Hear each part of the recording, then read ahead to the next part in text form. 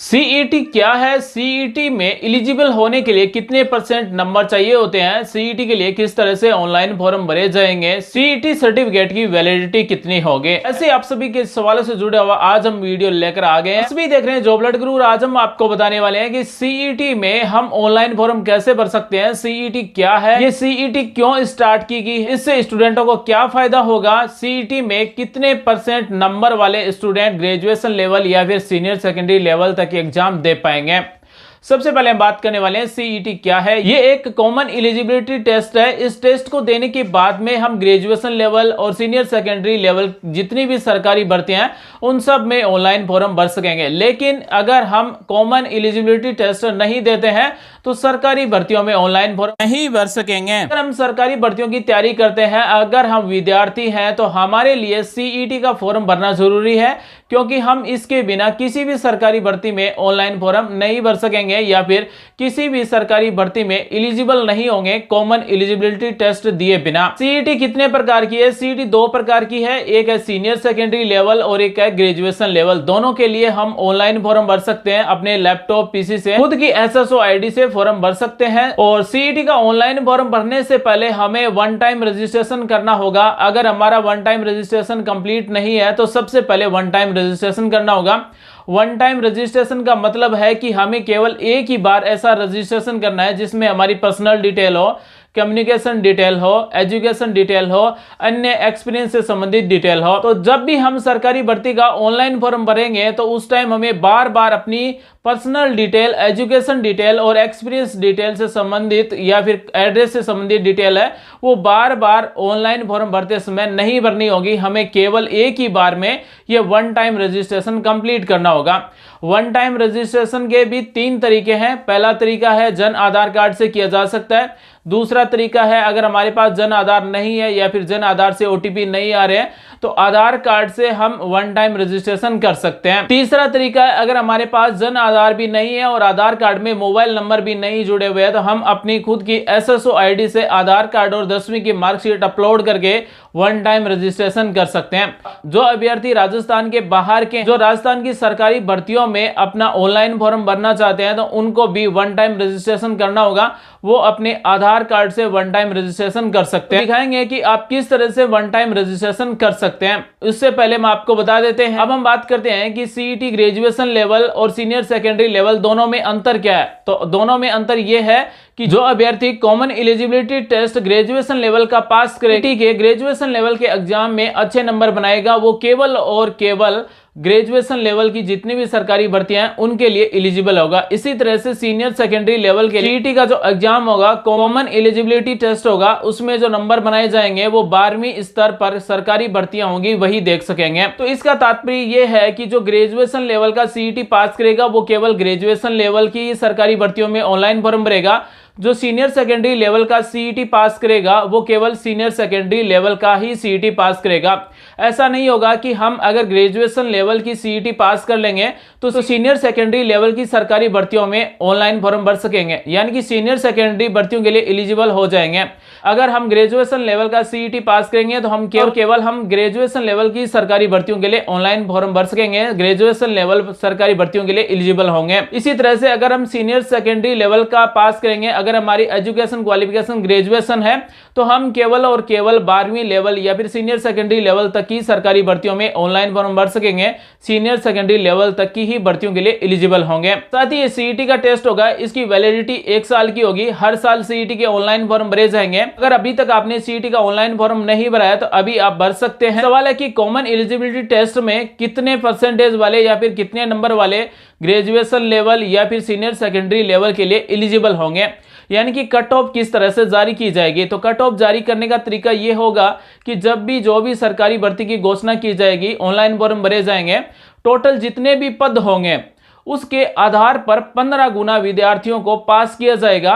और सवाल है कि कॉमन एलिजिबिलिटी टेस्ट के कितने नंबर वाले एग्जाम दे पाएंगे या फिर कितने नंबर वाले अभ्यर्थी हैं वो एलिजिबल होंगे।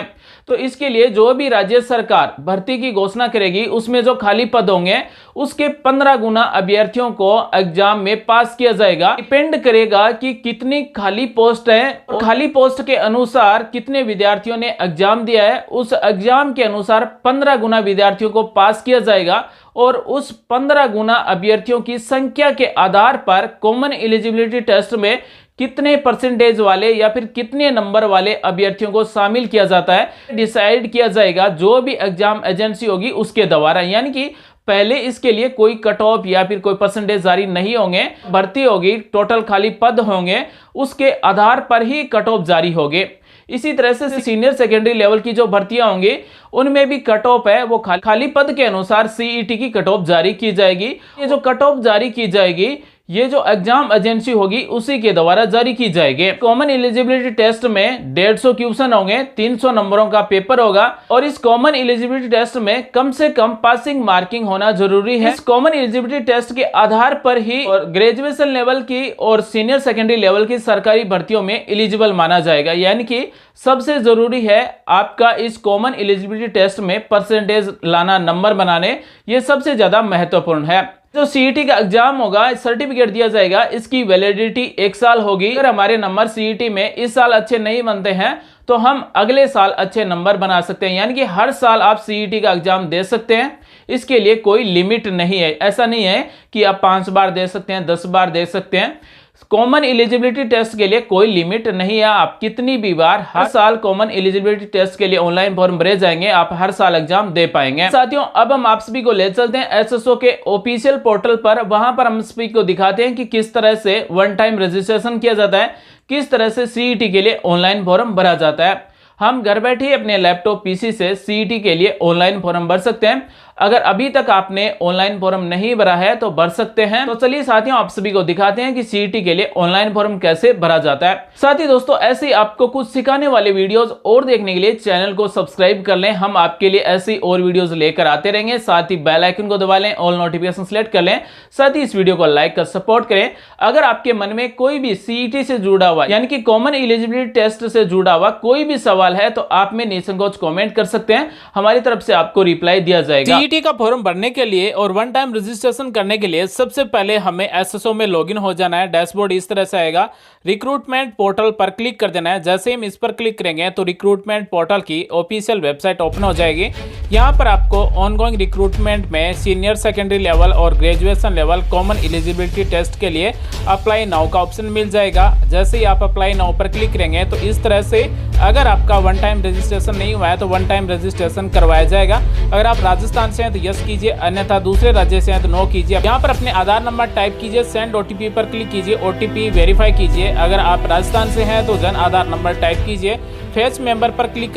उसके बाद में जन आधार कार्ड में जुड़े हुए सभी मेंबरों के नाम आ जाएंगे। जिसका भी हमें रजिस्ट्रेशन करना है, फॉर्म भरना है, उसको सिलेक्ट कीजिए। उसके बाद में सेंड ओटीपी पर क्लिक कीजिए, ओटीपी को टाइप कीजिए, वेरीफाई कीजिए, वेरीफाई ओटीआर पर क्लिक कीजिए, ओटीपी आएगा, ओटीपी दोबारा से टाइप कीजिए, वेरीफाई कीजिए। उसके बाद में एजुकेशन क्वालिफिकेशन भरना है, पर्सनल डिटेल भरना है, कम्युनिकेशन डिटेल भरना है, डोमिसाइल डिटेल भरना है, एडिशनल कैटेगरीज भरना है। उसके बाद में हमें सेव पर क्लिक कर देना है। जैसे ही हमारा वन टाइम रजिस्ट्रेशन ये सेव हो जाएगा तो अब हम जब भी आगे से कोई भी सरकारी भर्ती में ऑनलाइन फॉर्म भरेंगे राजस्थान में तो हमें दोबारा से अपनी ये personal detail, education detail, communication detail, domicile detail, additional categories इनके बारे में नहीं भरना होगा, वो ऑटोमेटिक फॉर्म में भरी हुई मिलेंगे। जैसे हमारा वन टाइम रजिस्ट्रेशन कंप्लीट हो जाएगा तो इस तरह से आपको ऑप्शन मिलेगा common eligibility test graduation level या फिर सीनियर सेकेंडरी लेवल। सबसे पहला स्टेप है बेसिक डिटेल, दूसरा है पर्सनल डिटेल, तीसरा है क्वालिफिकेशन एंड एक्सपीरियंस और 4 नंबर है आइडेंटिफिकेशन एंड इनक्लोजर यानी कि फोटो और सिग्नेचर लास्ट में हमें अपलोड करना है। सबसे पहले बेसिक डिटेल भरना है, सब कुछ डिटेल भरी हुई है। व्हाट्सएप नंबर ऐड कीजिए, सेव पर क्लिक कीजिए। उसके बाद में पर्सनल डिटेल भरना है। पर्सनल डिटेल में अपना राष्ट्रीय जिला राजस्थान सेलेक्ट। यहाँ पर एक ऑप्शन मिलता है क्या आपके परिवार की वार्षिक आय 2.5 लाख रुपए से कम है तो यस कर सकते हैं, अन्यथा नो कर सकते हैं। उसके बाद में एज रिलेक्शन चाहिए या फिर नहीं चाहिए तो नॉट अप्लीकेबल या फिर चाहिए तो यहाँ पर आप कैटेगरी सिलेक्ट कर सकते हैं। उसके बाद में नेक्स्ट पर क्लिक कर देना है। नेक्स्ट पर क्लिक करने के बाद में एजुकेशन एंड एक्सपीरियंस पूछा जाएगा। यहाँ पर आपकी डिटेल्स, यहाँ पर आपकी सेकेंडरी, सीनियर सेकेंडरी, ग्रेजुएशन की डिटेल सब कुछ ऐड होगी। यहाँ पर आपको ये टर्म्स और कंडीशन को सिलेक्ट कर लेना है और नेक्स्ट पर क्लिक कर देना है। जैसे हम नेक्स्ट पर क्लिक करेंगे तो हमसे फोटो और सिग्नेचर के बारे में पूछा जाएगा। यहाँ पर आपकी फोटो की साइज 50 KB से लेकर 100 KB के बीच में होनी चाहिए। सिग्नेचर है वो 20 KB से लेकर 50 KB के बीच में होनी चाहिए। नेक्स्ट पर क्लिक कर देना है। जैसे हम नेक्स्ट पर क्लिक करेंगे तो हमारा फॉर्म इस तरह से ओपन हो जाएगा।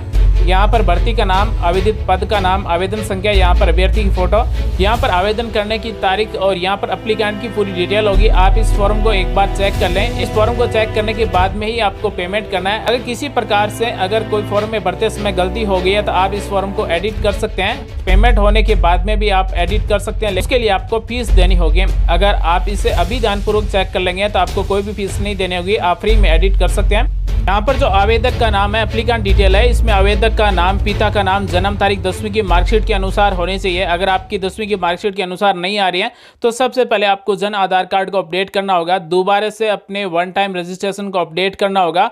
उसके बाद में यहाँ पर डिटेल है वो सही आएगी। अगर आपकी डिटेल जन आधार कार्ड में सही नहीं है, आधार कार्ड में सही है, तो आप आधार कार्ड से वन टाइम रजिस्ट्रेशन कर सकते हैं। और यहाँ पर जो डिटेल है फॉर्म में 10वीं की मार्कशीट के अनुसार ही होनी चाहिए। यहाँ पर एजुकेशन क्वालिफिकेशन, आपकी फीस का पेमेंट का स्टेटस भी आपको फॉर्म भरने के बाद में यहाँ पर दिखा दिया जाएगा। उसके बाद में लास्ट में यहाँ पर नेम एंड सिग्नेचर मिलेगा। तो सीईटी का इस तरह का फॉर्म भरने के बाद में आपको फॉर्म मिलेगा, आप प्रिंट कर सकते हैं। ये केवल और केवल डेमो के रूप में एक फॉर्म दिया गया है, हम आप सभी को ये दिखा रहे हैं। तो साथियों, आज हमने आपको बताया कि कॉमन एलिजिबिलिटी टेस्ट यानी कि सीईटी क्या है, सीईटी का ऑनलाइन फॉर्म कैसे भरा जाता है, वन टाइम रजिस्ट्रेशन कैसे किया जाता है। उम्मीद है आज की जानकारी आपको अच्छी लगी होगी। मिलेंगे नेक्स्ट वीडियो में नई जानकारी के साथ। आप सभी का दिन शुभ हो। जय हिंद, वंदे मातरम।